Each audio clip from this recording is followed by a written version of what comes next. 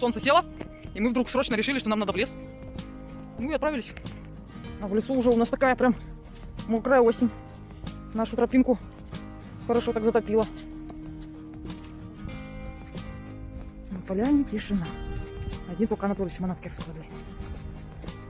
Добыча. Добыча пришла. Ломать? Не женское это дело. Веточки ломать, ну ладно.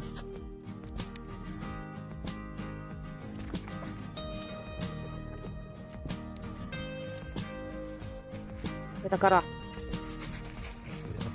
Ну, береста. Что, сревший?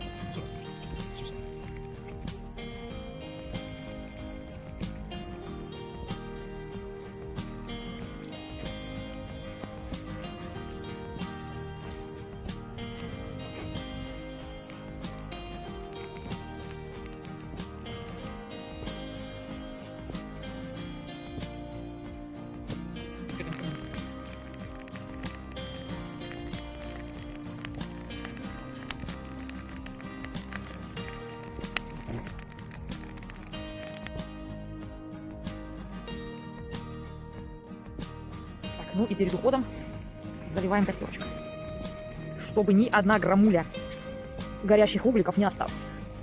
Ничего тут не загорелось.